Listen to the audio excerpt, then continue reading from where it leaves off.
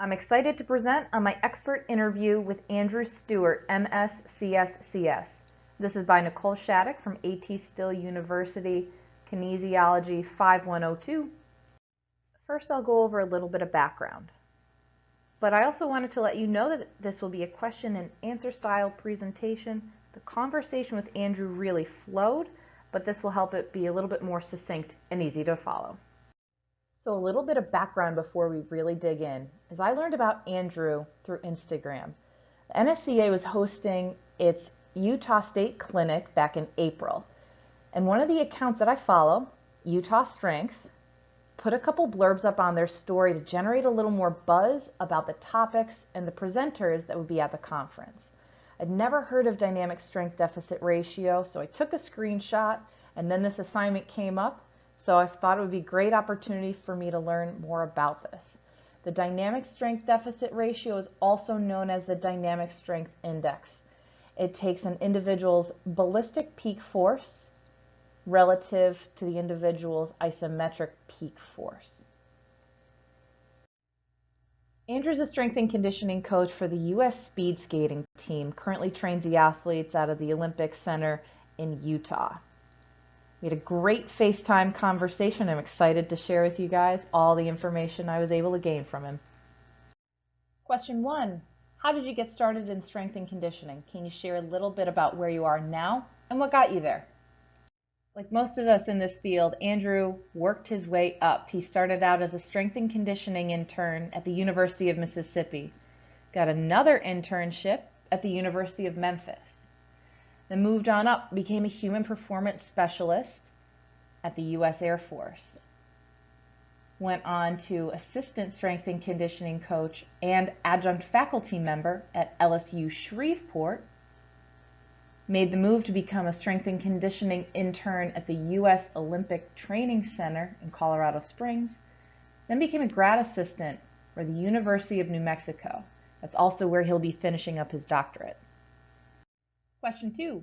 I recently heard about dynamic strength deficit ratio because of your presentation at the NSCA Utah State Clinic. What role does this play in your programming, and how do you profile each athlete and individualize for them? Andrew uses the DSI as an assessment to identify some weak points. As I mentioned, it takes into account the ballistic or propulsive peak force relative to the isometric peak force. And so Andrew measures the counter movement jump using a jump mat for ballistic peak force and mid-thigh isometric pull for the isometric force. He uses 2 force plates for that. So the great thing about both of these tests is that they've been shown to be valid and reliable measures for those respective variables, but also the jump mat, those force plates, they're affordable and they're portable.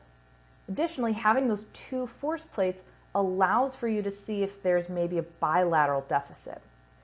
Andrew did mention that Doc Stone will weigh his athletes in newtons for sports that may have a weight class like rowing or wrestling, but Andrew doesn't do that. He just wants a relative measure. Once an athlete's been tested and you have the DSI ratio or DSI score, it will reveal where the individual may be lacking so that you can individualize their program and really focus and own in on those qualities. So if an athlete has a DSI score of less than 0.6, it means they're lacking some ballistics and need to work on plyometrics and really hammer home that rate of force development. If an athlete scores within 0.6 to 0.8, it's not necessarily a bad thing, but that may mean some of the training is a little too concurrent and more contrast is needed. Andrew suggested maybe using chains, more med balls, velocity-based training type of things.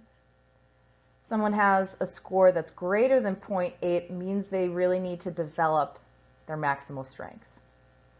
And just through his own work, Andrew's found that that sweet spot for his athletes seems to be right in that 0.65 to 0.75. That's where he'd really like to see his athletes.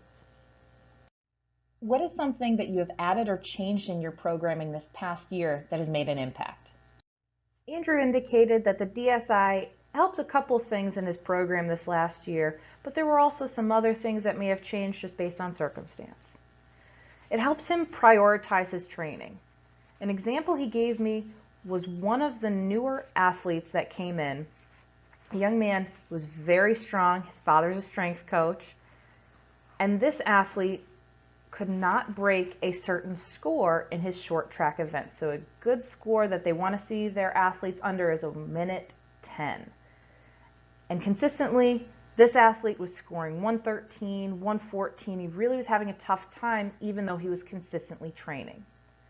So using the DSI score, seeing that the athlete was really lacking ballistics, Andrew adjusted the training focus. So he still included strength training, but he made plyometrics a priority on that second day of training and really hammered home that rate of force development and intent of movement.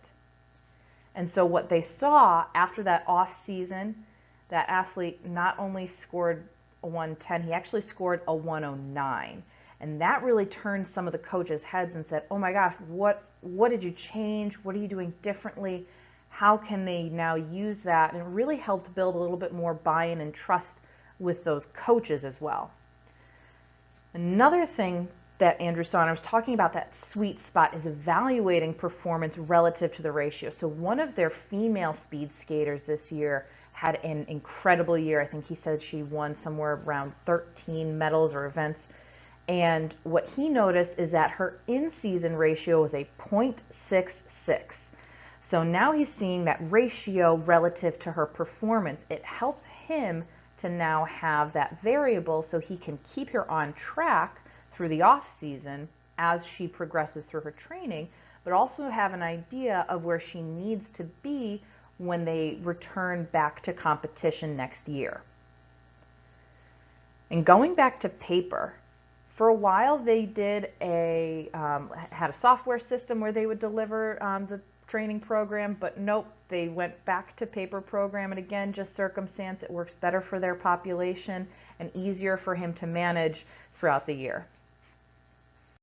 What trends have you seen in the DSI with athletes when you start training them?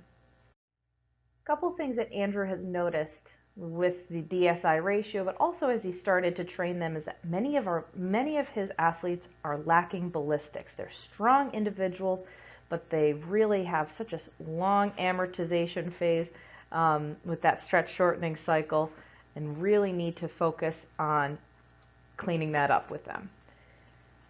He's also noticed they have pretty underdeveloped posterior chains and glutes, which I know sounds so familiar to most of us. Do you use technology with your athletes? If so, what? What variables do you measure and when? Do you utilize the feedback for recovery, adjustments in the programming, progress tracking? A couple other technologies that the U.S. sports performance staff uses is polar heart rate monitors. Use those on a regular basis. They also use GymAware. They want to measure and make sure that those athletes are gaining feedback as they're either jumping or performing certain lifts, where they are on that force velocity curve. They want everything to kind of go into that fusionetic system so they get a more complete profile for that athlete, that individual over time. And so as far as what they use that information for, maybe it's adjustments in programming for tracking their progress, but also they kind of want to manage the stress, look at injury prevention, overuse. Is that athlete getting adequate rest? But also, because of the nature of the sport and the athlete is in that low position, tilted to the side, what asymmetries and what weak points do they have that need tending to? DSI is a newer concept, but it's based on valid and reliable tests. It gives us an idea of where an individual may be lacking and where we can kind of refocus their training. But remember, that doesn't mean you throw away the other quality completely. If your focus needs to be on power, you still need to include strength and vice versa. Andrew was a phenomenal resource. I'm so glad I had the opportunity to pick his brain and learn from some of his experiences. He'll be collaborating with Doc Half in some more literature coming out in the Journal of Strength and Conditioning Research, so keep your eyes peeled.